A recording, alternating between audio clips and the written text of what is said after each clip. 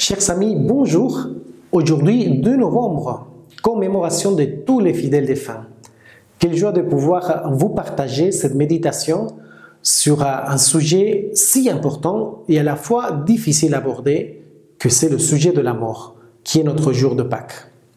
Mais avant de commencer à parler sur ce sujet, il faut préciser que la mort n'est pas quelque chose que Dieu a voulu, puisque Dieu nous a créés pour être immortels.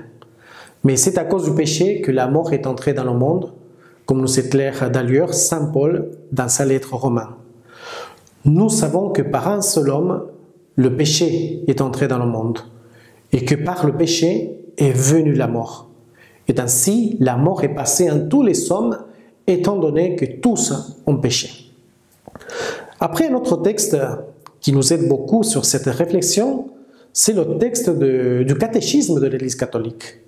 Bien que l'homme possède une nature mortelle, Dieu le destinait à ne pas mourir.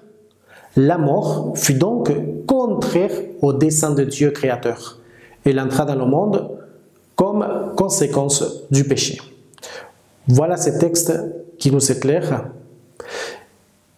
Et maintenant, en réfléchissant à ces textes, ayant la certitude bien sûr que Dieu n'a pas voulu la mort, je vous pose une question importante. Quelle doit être notre vision de la mort? Eh bien, nous, les chrétiens, nous devons être convaincus que la mort n'est pas un terme, mais un passage. Ce n'est pas une rupture, mais une transformation. Nous croyons aussi que lorsque notre existence temporelle s'achève, elle ne se trouve pas avec le vide et le néant, mais avec les mains de Dieu vivant. C'est beau d'ailleurs ce texte de l'évangile de Saint Jean, car Dieu a tellement aimé le monde qu'il a donné son Fils unique afin que quiconque croit en lui ne se perde pas, mais obtienne la vie éternelle. Alors nous qui sommes encore sur cette terre, nous devons méditer souvent à cette réalité pour donner un sens surnaturel à la mort et marcher du coup tranquillement vers notre jour de Pâques. Je vous propose maintenant quelques points importants pour approfondir sur la mort.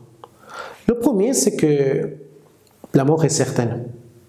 Pensons aux personnes que nous connaissons, les personnes qui nous ont quittés. Je pense que vous êtes d'accord avec moi, mais plus nous vieillissons, plus nos vies passent, et plus nous vient à l'esprit tous ces gens qui sont partis. Le livre de Ben Sira nous éclaire. Qu'est-ce que l'homme? Et à quoi est-il bon? Quel sens a le bien qu'il fait? Quel sens a le mal? La durée de sa vie est de 100 ans tout au plus. Le moment du repos éternel est imprévisible pour chacun. Une goutte d'eau dans la mer, un grain de sable. Voilà ces courtes années face à l'éternité.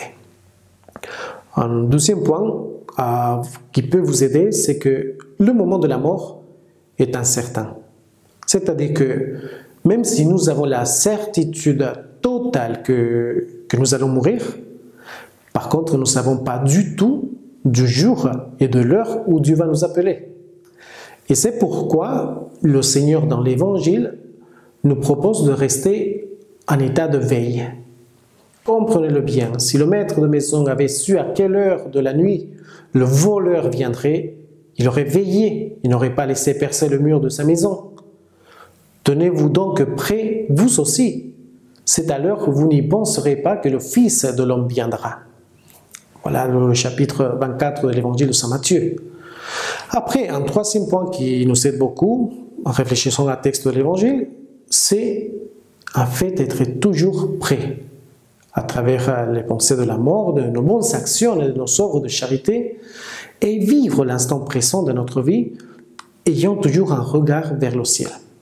C'est tellement beau cette histoire de Saint Louis de Gonzague qui était en train de jouer la balle au chasseur avec ses copains, et tout d'un coup, il est importuné par son aumônier, vous connaissez peut-être l'histoire, et il lui pose une question.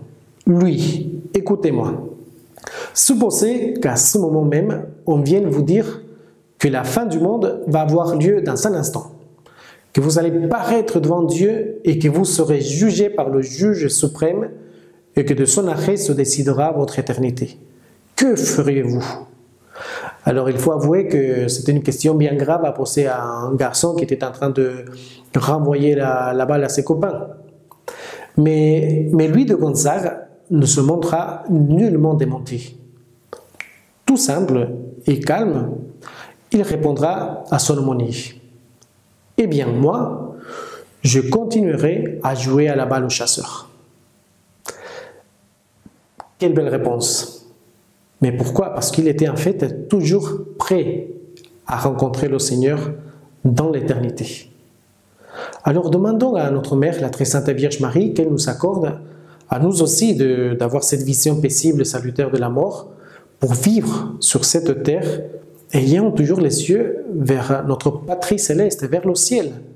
Que toutes nos actions, tout ce que nous faisons maintenant, ce soit toujours avec cette vision d'éternité. Cela nous permettra de voir, de contempler la mort en sachant toujours que c'est un passage vers notre demeure éternelle.